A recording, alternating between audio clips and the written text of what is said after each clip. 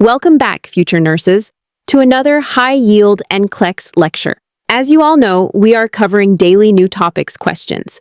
Today, we are stepping into a critically important area of nursing care: infectious and inflammatory conditions. These are the kinds of conditions that every nurse will encounter in real-world practice, and they often carry some of the most heavily tested concepts on the NCLEX. From understanding how the body responds to infection, to prioritizing nursing actions in sepsis, meningitis, or inflammatory disorders like appendicitis and rheumatoid arthritis, this session will give you the tools to think critically and answer questions with confidence. Before we jump into the next NCLEX topic, I want to give you something that could completely change your preparation. If you're aiming to pass on your very next attempt, the ultimate NCLEX crash course is your shortcut, already trusted by more than 100,000 nursing students who cleared their exams successfully. What makes it different? It's an all-in-one package designed to cover every part of your NCLEX prep, interactive live classes, and easy-to-watch recorded lectures, 5,000 exam-style practice questions, 30 complete practice tests, ebooks and PDF notes for revision, a ready-to-use student planner, Nigerian Naira questions broken down in detail during comprehensive lectures. This isn't just another review, it's everything you need in one place. Scan the QR code right now or use the link in the description to enroll instantly and grab free content, including PDF notes, practice tests, and NCLEX quizzes. You'll also get access to our Telegram and WhatsApp channels for even more free resources too. Keep you ahead. So let us dive right in and strengthen your understanding of how to provide safe, effective, and evidence-based nursing care for clients with infectious and inflammatory conditions. A 23-year-old college student is admitted to the emergency department with a persistent high-grade fever that has not responded to antipyretics. The healthcare provider suspects meningitis. Now, if this diagnosis is accurate, which assessment findings should the nurse anticipate documenting as most consistent with acute meningitis? Select all that apply.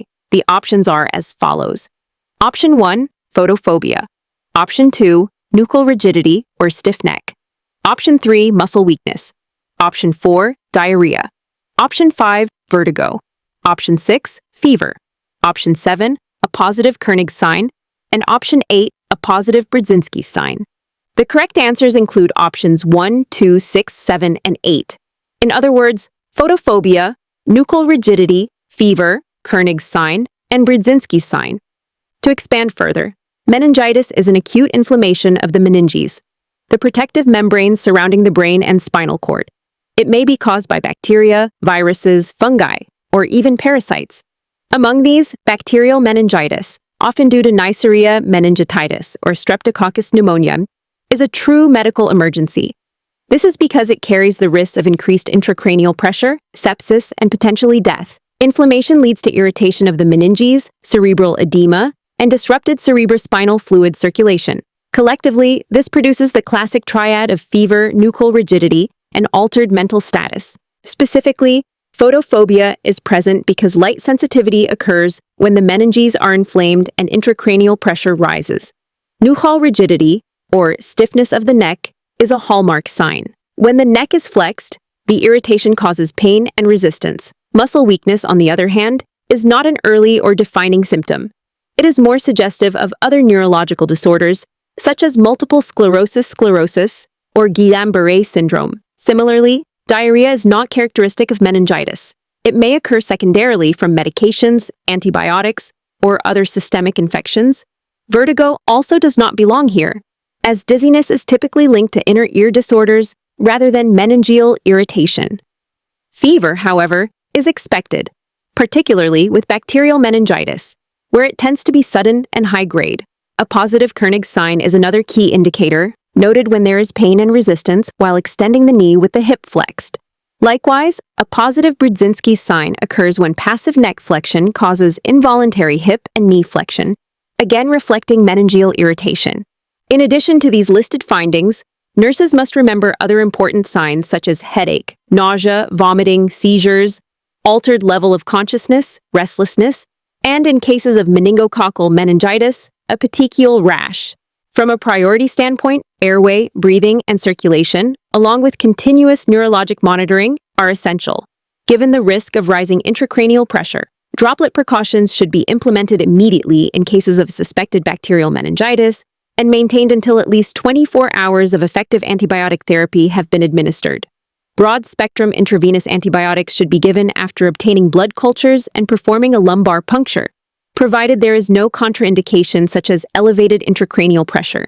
Nurses must also monitor closely for complications such as septicemia, shock, disseminated intravascular coagulation, and potential long-term neurological deficits. Finally, when approaching NCLEX questions on this topic, it is vital to prioritize hallmark or classic findings. Remember the triad: fever, stiff neck, and altered mental status. Reinforce the diagnosis by recognizing photophobia, headache, and positive meningeal signs such as Kernig's and Brudzinski's. And most importantly, eliminate answer choices that are unrelated to central nervous system infection, like diarrhea or vertigo. A 23-year-old college student arrives with a high-grade fever, photophobia, and nuchal rigidity. The healthcare provider suspects meningitis and prepares to perform a lumbar puncture to obtain cerebrospinal fluid for analysis. Now, the nurse must decide which positioning would best facilitate the procedure while ensuring both patient safety and optimal access to the subarachnoid space. First, consider option 1, the knee chest or genu pectoral position. While this posture does flex the spine, it is extremely uncomfortable, unstable, and challenging to maintain, especially for an acutely ill patient. It can even compromise breathing and circulation, making it a poor choice. Next, examine option 2, the sitting orthopneic position. Although occasionally used, this approach increases the risk of sudden cerebrospinal fluid leakage and severe headaches. More importantly, in patients with suspected elevated intracranial pressure, which is common in meningitis, this position can dangerously worsen fluid shifts and raise the risk of brain herniation. Moving on, option 3 suggests the side-lying position with the head and knees flexed toward the chest. This fetal-like posture is considered the safest and most effective. By maximizing spinal flexion, it widens the intervertebral spaces, stabilizes the patient, and minimizes movement during needle insertion. In addition, it is safer for patients with increased intracranial pressure compared to sitting, making it the ideal choice. Finally, option 4 presents the prone position with the head turned to the side. This does not provide spinal flexion at all, which makes access to the subarachnoid space nearly impossible. For this reason, it is anatomically inappropriate for lumbar puncture. Therefore, the correct answer is option 3, the side-lying position with the head and knees flexed toward the chest. This positioning supports safe access to the cerebrospinal fluid while protecting the patient. Before the procedure, the nurse must verify informed consent, assess for contraindications such as coagulopathy or infection at the puncture site, and explain the steps to reduce patient anxiety. During the lumbar puncture, the nurse assists with positioning, offers emotional reassurance, and ensures immobility to prevent complications. Afterward, the nurse should monitor for post-procedural issues such as cerebrospinal fluid leakage, severe headache, infection, or neurological changes, while encouraging the patient to remain supine and hydrated. From a critical thinking and NCLEX perspective, this question demands knowledge of pathophysiology, anatomy, and the nursing process. It requires eliminating unsafe but tempting distractors and applying clinical judgment to choose the safest and most effective intervention. Now, let us move on to the next clinical scenario. A client has just undergone a diagnostic lumbar puncture for suspected meningitis. The nurse must decide which intervention is the priority to reduce the risk of complications following the procedure. The options are as follows.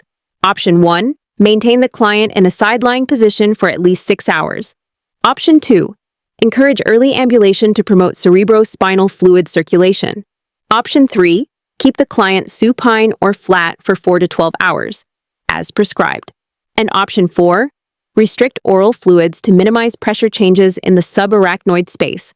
The correct answer is option 3, keep the client supine or flat for 4 to 12 hours, as prescribed. Here's why. A lumbar puncture involves inserting a needle into the subarachnoid space, usually between the 3rd and 5th lumbar vertebrae, to obtain cerebrospinal fluid or administer medications.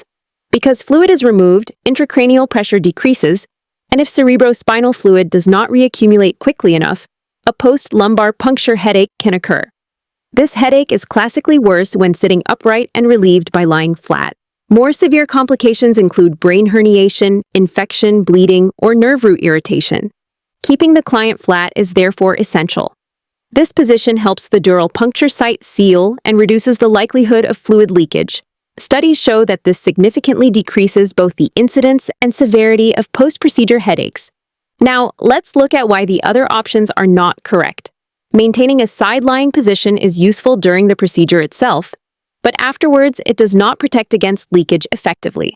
Encouraging early ambulation places the client upright too soon, increasing gravitational pull on the cerebrospinal fluid and worsening the risk of headaches. Restricting fluids is also not recommended since hydration actually promotes faster replacement of cerebrospinal fluid and restores normal pressure. From a clinical reasoning perspective, the nurse must apply the principle of safety and risk reduction. Preventing post-lumbar puncture complications takes precedence over comfort or mobility. According to Maslow's hierarchy, physiologic stability comes before all other needs. An evidence-based practice clearly supports both flat positioning and hydration after this procedure. In summary, after a lumbar puncture, the most effective nursing intervention is to keep the client flat and ensure hydration. This minimizes cerebrospinal fluid leakage, reduces headache severity, and promotes neurologic stability. Let us move ahead with another high-yield NCLEX scenario to sharpen your test-taking skills. A nurse in the emergency department is caring for a client presenting with fever, severe headache, photophobia, and nuchal rigidity. Because meningitis is suspected and diagnostic testing is still pending, the key question is, which transmission-based precautions should the nurse implement immediately? Here are the options to consider. The first option is droplet precautions. The second option is airborne precautions. The third option is contact precautions. And the fourth option is standard precautions. The correct answer is option 1, droplet precautions. Now, let us carefully walk through the expanded reasoning. Meningitis represents inflammation of the meninges, most often caused by bacteria such as Neisseria meningitis or Haemophilus influenzae. These organisms are spread primarily by respiratory droplets produced during coughing, sneezing, or even normal conversation within 3 to 6 feet. Because meningitis can progress quickly to septic shock, seizures, or death, infection control interventions must begin before the diagnosis is confirmed. Droplet precautions are therefore correct, because they involve placing the client in a private room and requiring all staff and visitors to wear a surgical mask when within close proximity.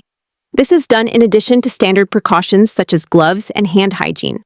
The goal is to protect others from inhaling contaminated respiratory secretions. The Centers for Disease Control and Prevention specifically recommends droplet precautions for all suspected cases of bacterial meningitis until the causative agent is identified or excluded. On the other hand, airborne precautions are incorrect. They require the use of an N95 respirator and a negative pressure room, which are appropriate for diseases that stay suspended in the air for long periods such as tuberculosis, measles, or varicella. Meningitis is not transmitted in this way, so these measures would be unnecessary. Looking at contact precautions, this option is also incorrect. Contact precautions are indicated for pathogens spread primarily through direct skin contact or contaminated surfaces such as methicillin-resistant Staphylococcus aureus, Clostridioides difficile, or scabies. Meningitis is not spread through these pathways, so relying solely on contact precautions would not prevent transmission. Finally, standard precautions are incorrect as well. While they are the universal baseline in all patient care, including hand hygiene and the use of personal protective equipment when handling body fluids, they do not adequately protect against droplet transmission. Therefore, using only standard precautions would leave staff and other clients at risk. From a clinical reasoning perspective, NCLEX frameworks remind us that safety and infection control take top priority. By immediately implementing droplet precautions, the nurse prevents further spread of a highly contagious and potentially fatal illness, fulfilling the principle of risk reduction and safeguarding both the client and others in the environment. Stan Coast Pearl. Remember this simple trick: meningitis equals mask. As soon as you suspect meningitis, place a surgical mask on the client and wear one yourself, then initiate droplet precautions without waiting for test confirmation. All right, future nurses, let us dive into another advanced NCLEX-style scenario that sharpens both your critical thinking and safety awareness. Imagine this: a client with bacterial meningitis is running a dangerously high fever.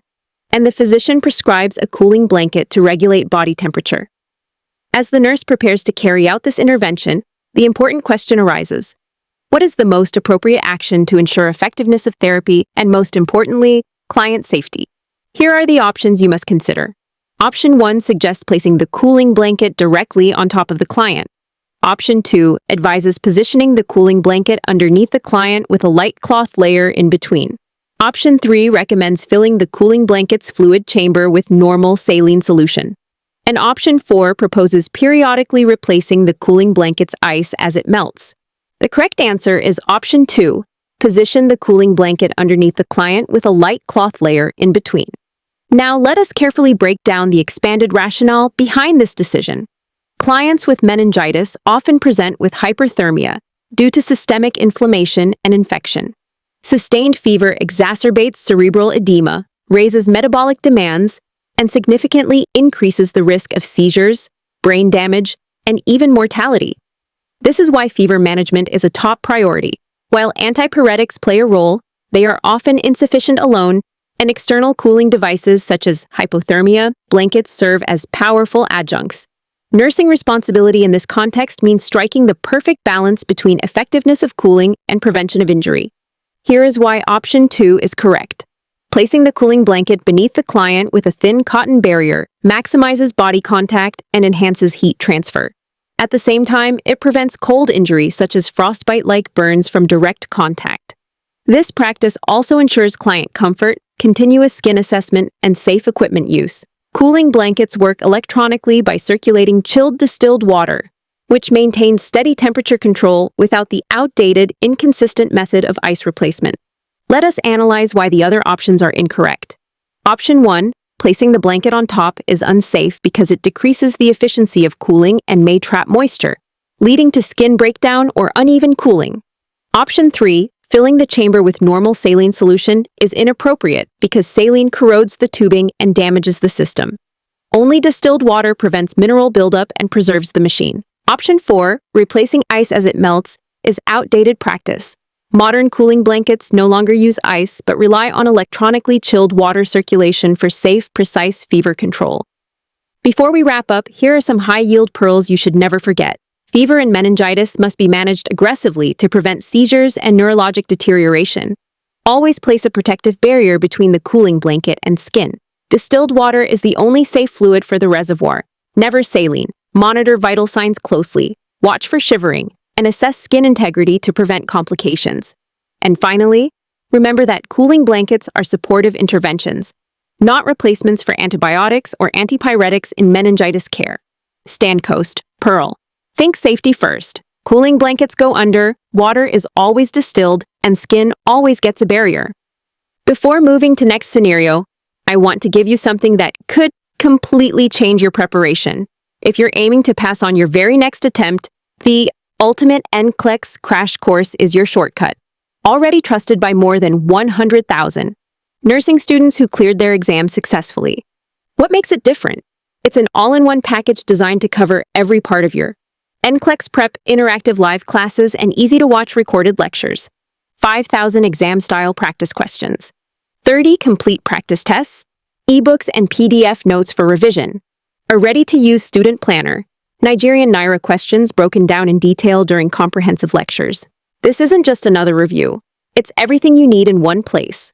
Scan the QR code right now or use the link in the description to enroll instantly and grab free content, including PDF notes, practice tests, and NCLEX quizzes. You'll also get access to our Telegram and WhatsApp channels for even more free resources to keep you ahead. All right, future nurses, let us move on to another critical NCLEX-style scenario that highlights the importance of neurologic assessment and trend recognition. A nurse is caring for a client with viral encephalitis who has been unresponsive except to painful stimuli during previous assessments. Neurologic checks are being performed every 2 hours as part of the care plan. The key question is, which new finding most clearly indicates neurologic improvement and progression toward recovery? Here are the options you must consider. First, pupils remain fixed and non-reactive when exposed to light. Second, pupils are unequal in size and sluggishly reactive to light. Third, the client's Glasgow Coma Scale score increases to 12. And fourth, stroking the client's cheek with a swab elicits a swallowing reflex. The correct answer is option 3. The client's Glasgow Coma Scale score increases to 12. Now, let us carefully walk through the reasoning together. Viral encephalitis is a serious inflammation of the brain parenchyma, most commonly caused by herpes simplex virus, and it leads to cerebral edema, elevated intracranial pressure, and fluctuating levels of consciousness. Because deterioration can occur quickly, the Glasgow Coma Scale, GCS, is used to standardize and track a client's level of responsiveness over time. The GCS measures 3 components: eye-opening, verbal response, and motor response, with scores ranging from 3, indicating deep coma, to 15, which reflects full alertness. In this case, a client who was previously only responsive to painful stimuli would likely have scored around 6 to 8, indicating coma. An increase to 12 demonstrates improved motor and verbal responses, showing that brain function is recovering. This upward trend is the most objective and reliable marker of neurologic improvement. Looking at the incorrect options provides more clarity. Pupils that remain fixed and non-reactive, as in option 1, signal severe brainstem injury and often point toward impending herniation. Far from improvement, this is an ominous sign. Next, option 2, unequal or sluggish pupils, is typically associated with cranial nerve 3 compression or rising intracranial pressure, which again represents neurologic worsening, not recovery. Finally, option 4, a swallowing reflex elicited by cheek stimulation, may seem reassuring, but it is only a primitive cranial nerve reflex. Such reflexes can persist in clients who are still deeply comatose, and they do not demonstrate cortical recovery or improved consciousness. To tie everything together with high-yield clinical pearls, always remember that trends in Glasgow Coma Scale scores are the gold standard for identifying improvement or deterioration in neurologic status. Fixed or unequal pupils are late, dangerous signs of worsening intracranial pathology. Reflexes like swallowing or gag may persist without any meaningful neurologic recovery. Best practice is to integrate objective scoring tools like the GCS with other findings such as intracranial pressure trends, vital signs, and imaging. Stan Coast. Pearl. In neurologic disorders, an upward Glasgow Coma Scale trend is your clearest sign of recovery, while fixed or unequal pupils signal danger. All right, let us dive into the next clinically significant NCLEX-style scenario in your script. A 45-year-old client presents with progressive symmetrical weakness, beginning in the lower extremities, along with absent deep tendon reflexes. The medical team strongly suspects Guillain-Barre syndrome, and while reviewing the client's recent history, the nurse looks for the finding that most strengthens this clinical suspicion. The possible options are as follows. The client received an influenza immunization within the past week. The client was bitten by a spider several times days ago. The client drinks fresh, unpasteurized milk daily. Or the client sprayed the garden with insecticide yesterday. The correct answer is option 1, which is the recent influenza immunization within the past week. Now, let us carefully walk through the expanded reasoning. Guillain-Barre syndrome, often abbreviated as GBS, is an acute immune-mediated polyneuropathy. It is characterized by inflammatory demyelination of the peripheral nerves, and in more severe cases, axonal damage may also occur. The hallmark features that should always raise suspicion include rapidly progressive ascending paralysis, loss of reflexes, and the potential progression to respiratory muscle involvement requiring ventilatory support. Unlike many other neuropathies, sensory nerves are generally preserved or only mildly affected, which helps to differentiate GBS clinically. Looking at the pathophysiology, the underlying mechanism is molecular mimicry. After an infection or an immune stimulus, such as a vaccination, the immune system produces antibodies that cross-react with gangliosides on peripheral nerve myelin. This leads to inflammatory demyelination, which blocks or slows nerve conduction and manifests as the sudden motor weakness nurses are trained to recognize. Shifting focus to the correct option, the influenza vaccination is significant because although rare, it has been historically associated with GBS. The immune system's response to the vaccine antigens may cross-react with peripheral nerve tissue, initiating the disease process. While the actual risk is very low, approximately 1 to 2 cases per million doses, the temporal relationship within days to weeks after the vaccine makes this finding especially relevant for NCLEX purposes. In other words, If you see ascending weakness after a recent immune trigger such as vaccination, GBS should be a top differential. Turning now to why the other options are not correct, let us begin with the spider bite. Venomous bites, such as those from a black widow or brown recluse, may cause local necrosis, systemic muscle cramping, or neurotoxic effects, but there is no autoimmune demyelination associated with such events. Therefore, it does not strengthen the suspicion for GBS. Next, consider unpasteurized milk consumption. While it can transmit Campylobacter jejuni, the most common infectious trigger for GBS, without evidence of diarrheal illness or gastrointestinal infection, this dietary habit alone does not provide the same clear temporal link that NCLEX questions expect you to recognize. Lastly, insecticide exposure, particularly organophosphates, causes acute cholinergic toxicity, classically remembered by the SLUDGE mnemonic: salivation, lacrimation, urination, diarrhea, gastrointestinal upset, and emesis, along with bradycardia and fasciculations. This presentation is completely unrelated to autoimmune demyelination and therefore is not linked to GBS.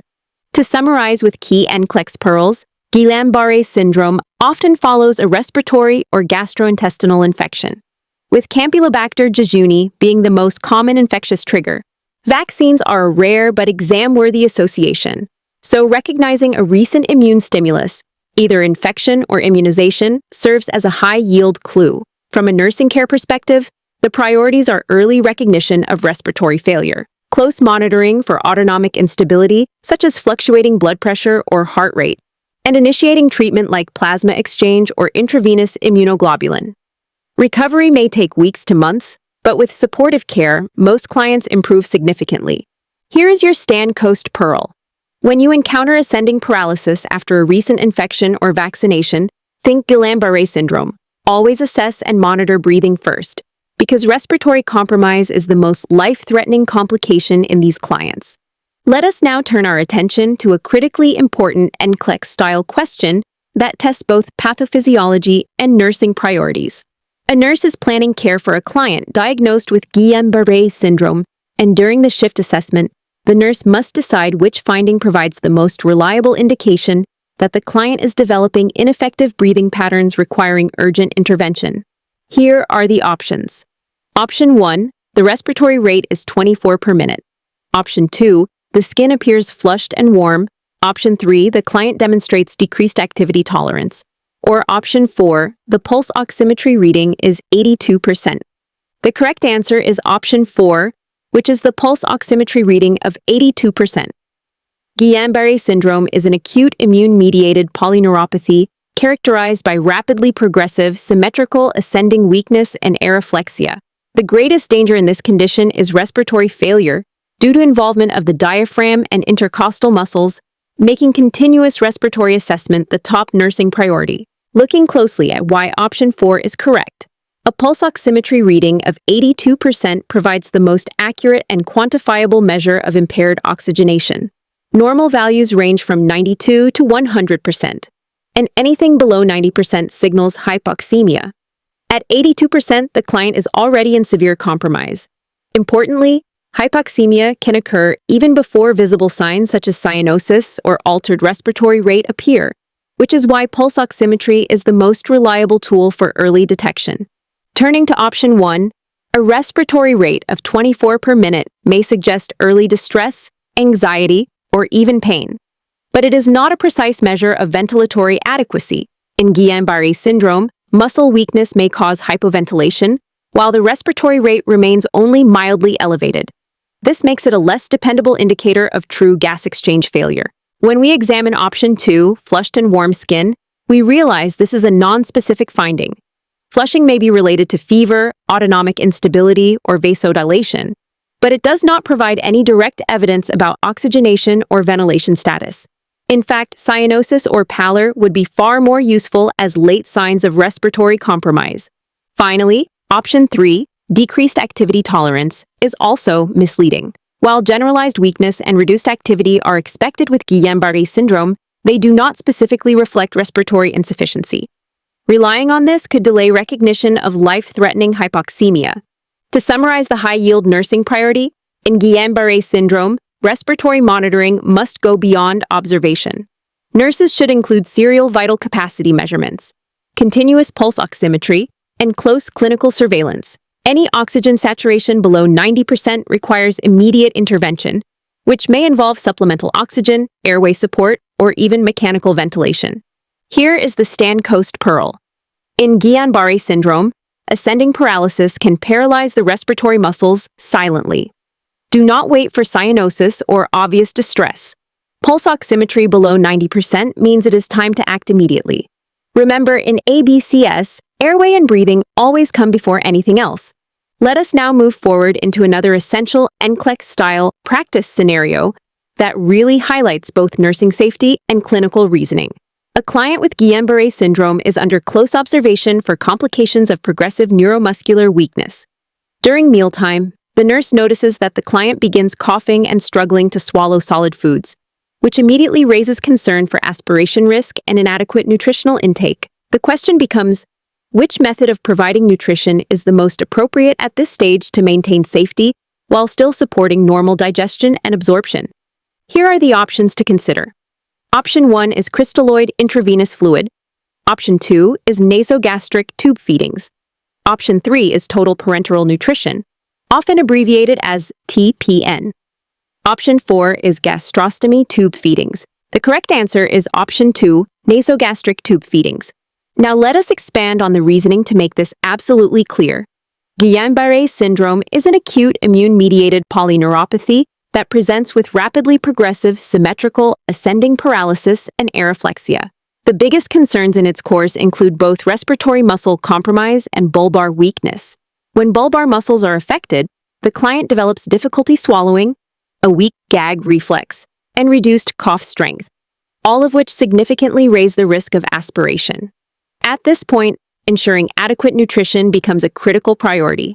But the delivery method must be both safe and physiologically appropriate. Starting with option 1, crystalloid intravenous fluid, this is incorrect, because while intravenous fluids can maintain hydration, they do not contain proteins, fats, carbohydrates, vitamins, or minerals necessary for energy, repair, and immune function. Relying only on fluids would quickly lead to malnutrition and delay recovery. Turning to option 2, nasogastric tube feedings. This is correct.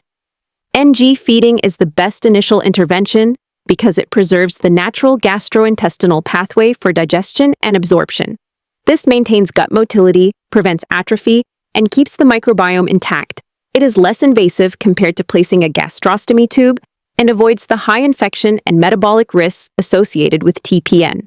For short-term swallowing impairment, NG feeding provides complete nutrition in a safe and effective way, particularly when the client is positioned upright and proper feeding precautions are followed.